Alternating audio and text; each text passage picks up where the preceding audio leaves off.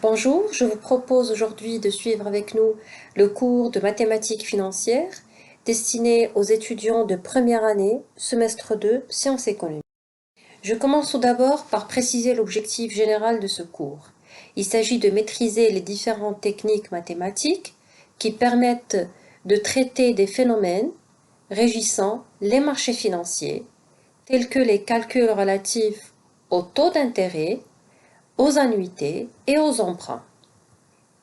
Comme support pédagogique, je vous propose la présentation en PowerPoint que vous allez suivre avec moi, ainsi que des exercices illustrant chaque formule et ensemble. Je commence par une introduction générale. Alors, les mathématiques financières ou les mathématiques appliquées à la finance sont indispensables à la compréhension du calcul des banquiers. C'est-à-dire que ce calcul financier est essentiellement effectué par le banquier, soit lors d'un recours à un emprunt ou à un placement de l'argent.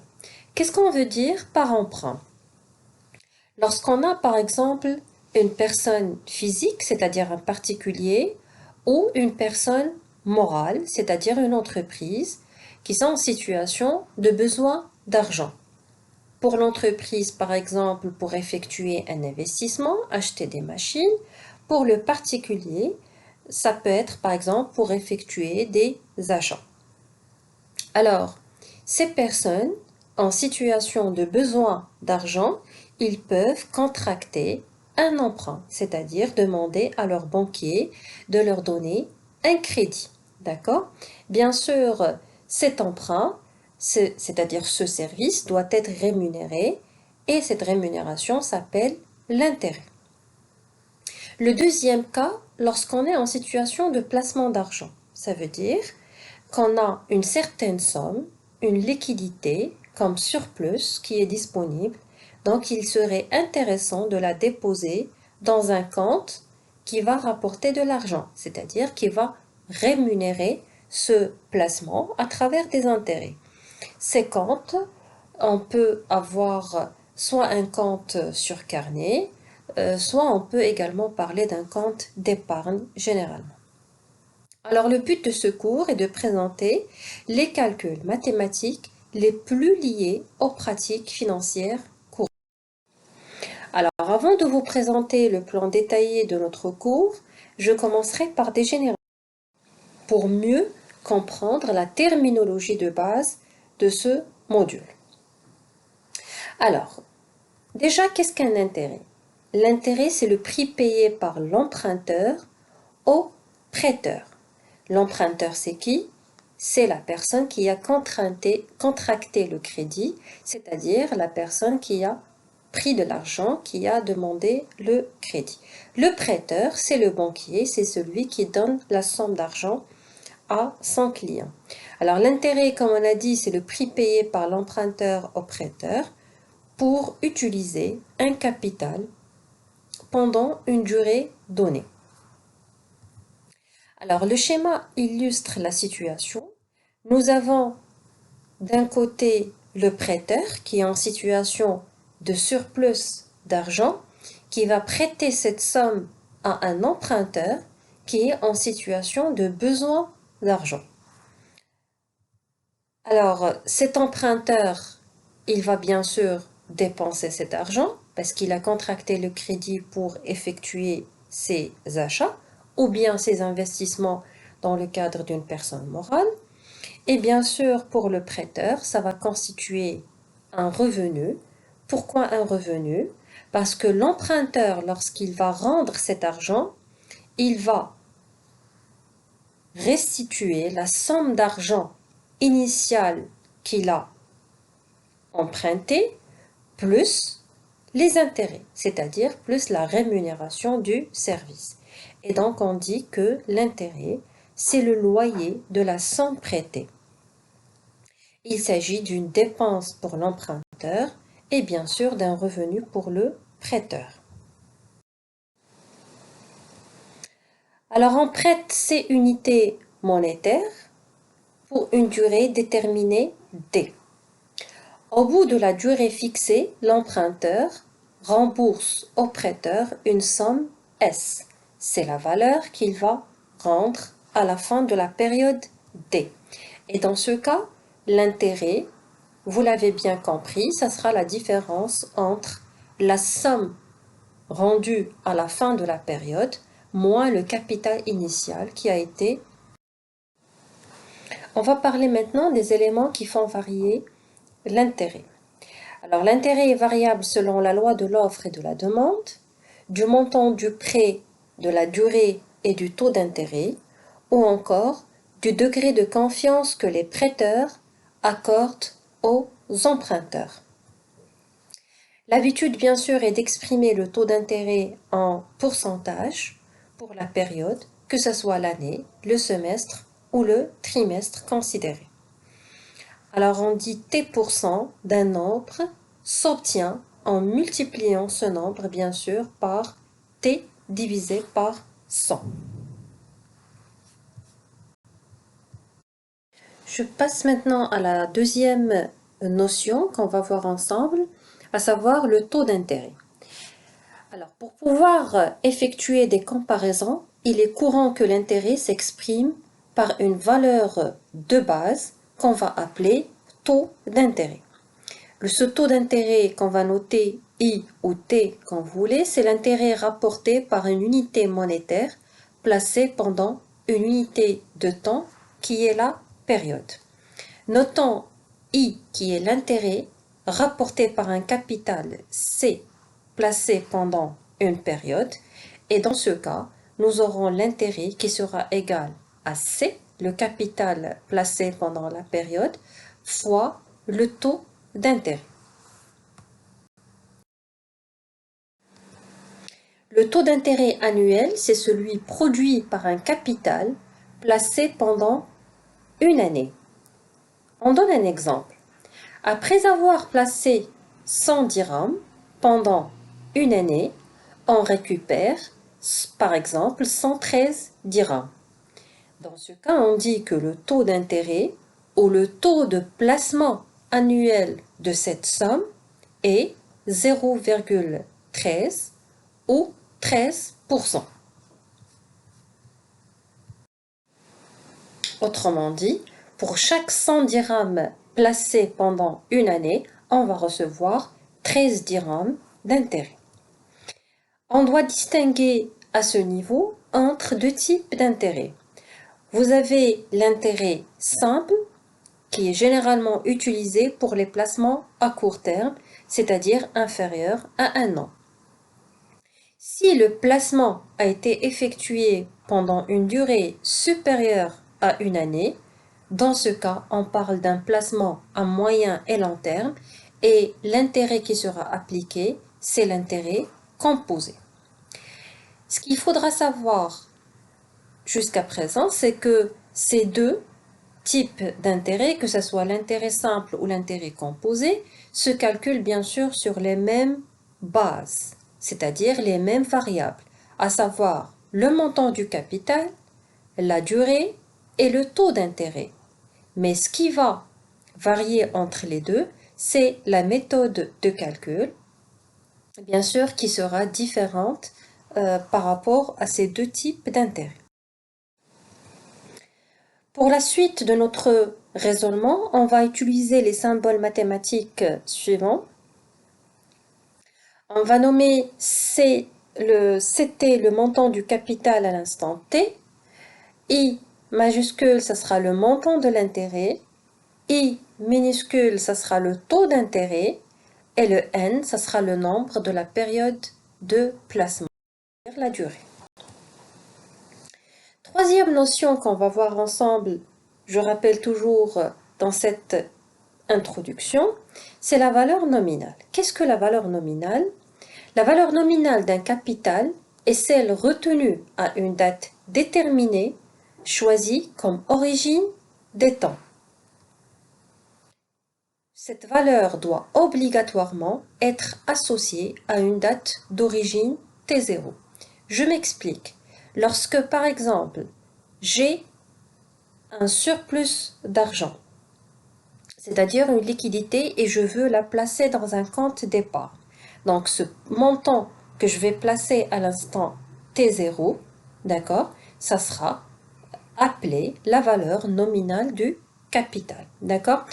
Le deuxième cas, lorsque je suis en situation de besoin d'argent et j'emprunte, je contracte un crédit, le montant qui m'a été prêté par le banquier, ça sera appelé la valeur nominale du capital, c'est-à-dire le montant initial associé à l'instant T0. La quatrième notion qu'on va voir, c'est la valeur acquise. Qu'est-ce qu'une valeur acquise? La valeur acquise par un capital, c'est la valeur nominale augmentée des intérêts acquis pendant le temps couru au-delà de la date choisie comme origine des temps. Regardez avec moi sur l'axe de temps. Nous avons à gauche T0 et vous avez le montant qu'on va nommer X. X, c'est la valeur nominale, c'est ce qu'on a expliqué juste précédemment. Donc, cette valeur nominale, comme j'ai expliqué, c'est par exemple le montant que j'ai placé à l'instant T0, le capital initial. Après une certaine période, c'est-à-dire en T1, on va recevoir Y qui est la valeur acquise. Cette valeur acquise, elle sera égale à quoi? Elle sera égale à la valeur nominale plus l'intérêt. La notion suivante qu'on va voir ensemble, c'est la valeur actuelle. Alors, la valeur actuelle d'un capital, au contraire, se détermine avant sa date d'échéance. D'accord? Tout à l'heure, pour la valeur acquise, on s'est situé en T0 et on est allé au-delà de cette période, c'est-à-dire en T1. Maintenant, regardez avec moi au niveau de l'axe. On est en T0, nous avons la valeur nominale X et on va se situer avant cette période, c'est-à-dire en T-1. L'intérêt qu'il convient de retrancher de la valeur nominale prend le nom de l'escompte. Donc, cette notion de valeur actuelle, elle est essentiellement utilisée dans le cadre de l'escompte et on va l'expliquer tout au long du chapitre 2. Les types d'intérêts maintenant, vous avez trois facteurs essentiels qui déterminent le coût de l'intérêt. Soit la somme prêtée, soit la durée du prêt, ou encore le taux auquel cette somme est prêtée. Donc, c'est les variables qui agissent sur le coût de l'intérêt, c'est-à-dire la rémunération du banquier. Dans ce qui suit, nous aborderons deux types d'intérêts. Ça sera les intérêts simples et les... Donc, c'est à ce moment que je vous annonce le plan détaillé de notre cours. Je vous propose dans un premier chapitre les intérêts simples, deuxième chapitre les opérations d'escompte commercial à intérêt simple, le troisième chapitre sera consacré aux intérêts composés, un quatrième chapitre où on va voir les formules de calcul des annuités et enfin le cinquième chapitre qui va traiter les emprunts. Voilà, je commence le premier chapitre, les simples. Alors, les questions traitées dans cette partie concernent les opérations financières à court terme, c'est-à-dire celles dont la durée normale n'excède pas une année. Pour ce type d'opération, la pratique normale est celle des calculs à intérêt simple. En cas d'intérêt simple, le capital reste invariable pendant toute la durée du prêt. Dans ce cas, l'emprunteur doit verser à la fin de chaque période l'intérêt dû. Donc, même si la période est un peu longue, par exemple une année, les intérêts produits par le placement sont calculés à la fin de chaque période. Je m'explique. Lorsqu'on est dans le cadre des intérêts simples, nous avons par exemple placé un capital, on va dire 15 000 dirhams, qui a été placé à intérêt simple avec un taux de 13%, c'est-à-dire qu'à la fin de cette période, par exemple à la fin de la première année, nous allons verser un intérêt qui sera égal au capital fois le taux d'intérêt, c'est-à-dire 15 000 fois 13%. Dans un calcul à intérêt simple, les intérêts produits au cours d'une période ne sont pas capitalisés, c'est-à-dire qu'ils ne produisent pas d'intérêt au cours des périodes suivantes. Dans ce cas, le capital initial reste constant et produit les mêmes intérêts à chaque période. Les intérêts simples produits sur une durée de placement sont directement proportionnels aux éléments suivants. Ils sont proportionnels au montant du capital placé, à la durée du placement du capital et enfin au taux d'intérêt périodique qui est appliqué à l'opération. On commence maintenant par le calcul de l'intérêt simple. Alors les variables qu'on va utiliser sont les suivantes. C, le capital placé, I, l'intérêt simple rapporté par le capital, N, le nombre de périodes de placement, I, le taux d'intérêt périodique. On dit périodique, c'est-à-dire relative à la période. Ça peut être mensuel, trimestriel, semestriel ou encore annuel. Donc la formule de calcul de l'intérêt sur N périodes est la suivante. I sera égal, I c'est-à-dire l'intérêt, égal au capital fois le taux d'intérêt fois la durée. Bien sûr, si le taux d'intérêt I est exprimé en pourcentage, dans ce cas, on aura l'intérêt qui est égal à C capital fois le T, le taux divisé par 100, fois le N qui est la période. Et donc, ça, c'est la formule principale de calcul des intérêts simples.